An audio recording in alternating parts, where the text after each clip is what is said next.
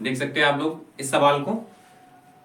HCF और LCM निकालने की यूक्लिड विभाजन थ्योरम विधि पहले वाले सवाल में करवा दी थी आपको। ये दूसरा सवाल भी कह रहा है गुणनखंडन यानी कि गुणनखंड विधि से HCF और LCM निकालो, ज्ञात करो।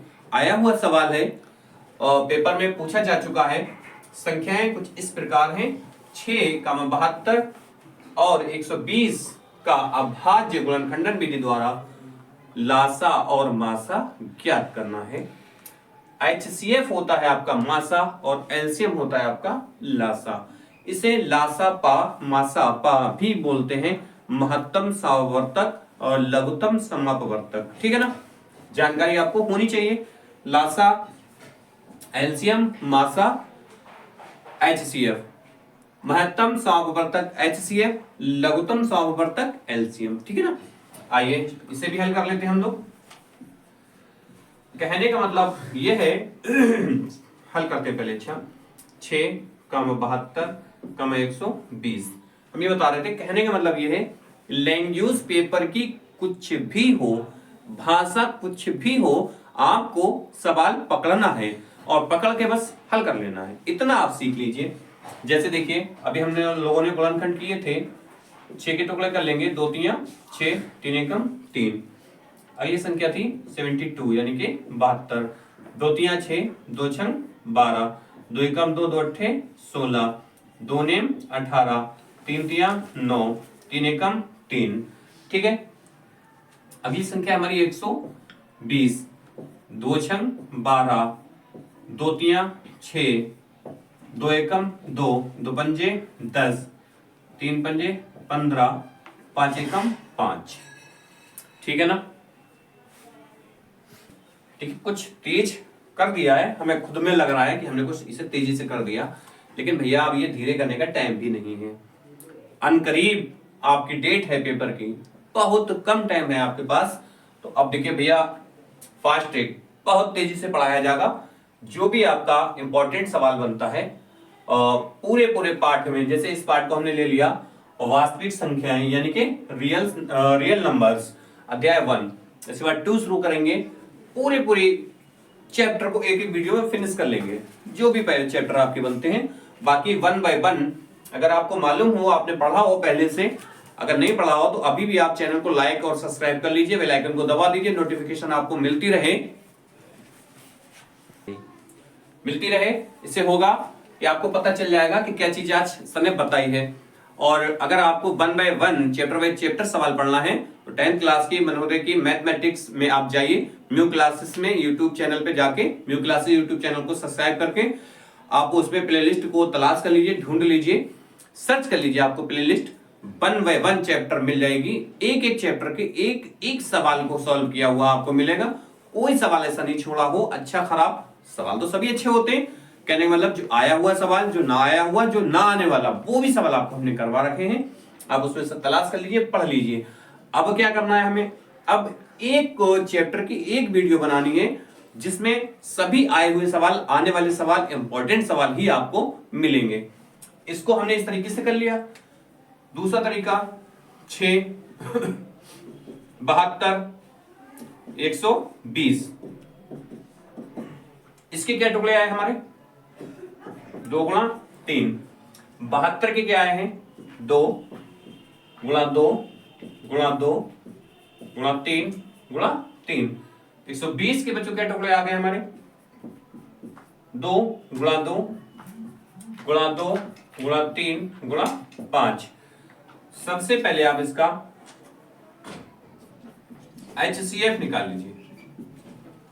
HCF निकालने के लिए वही एक शर्त, वही चीज जो सब संख्याओं में, जैसे कि 1 2 3 आपके 3 संख्याएं हैं इसमें दी हुई, तीनों संख्याओं में जो चीज आई हुई संख्या है या तीनों खंडों में जो आई हुई संख्या है वही आपका HCF कहलाएगी, मासा कहलाएगी। तो इसमें देखिए आपको 2 मिल रहा है, उसके बाद में देखिए 3 3 3 3 मिल रहा है, लिख लेंगे। यहां पर हम हिंदी में भी लिख देते हैं, मा सा या पा भी लिख लीजिए, मासा पा, महत्तम सावर्तक या खाली मासा लिख लीजिए। ठीक है ना, मासा, ये आपका आ जाएगा 6, ये हो जाएगा आपका आंसर। इसे दोबारा से लिखेंगे बच्चों, 6 बराबर 72 बराबर, उसके बाद में 120 बराबर, 6 को हम लिख लेंगे 2 गुणा 3 और 72 को लिख लेंगे हम 2 गुणा 2 गुणा 2 गुणा 3 गुणा 3 और 120 को हम लिख लेंगे 2 गुणा 2 गुणा 2 गुणा 3 गुणा 5। इसका हमें निकालना है LCM यानी कि लासा। लासा निकालने के लिए क्या करेंगे, जो संख्या तीनों गुणनखंडों में मिल रही है उसे एक बार लिखेंगे, जो नहीं मिल रही उसे भी भैया एक बार लिखेंगे। जैसे कि देखिए 2 2 2 एक बार लिख लेंगे, 3 3 3 एक बार लिख लेंगे, फिर है 3 एक बार लिख लेंगे, उसके बाद में देखिए 2 ये बचा 2 ये बचा और 2 ये बचा 2 ये बचा, यानी कि 2 2 अभी 2 बार आपका फिर मिल रहा है, 2 गुणा 2।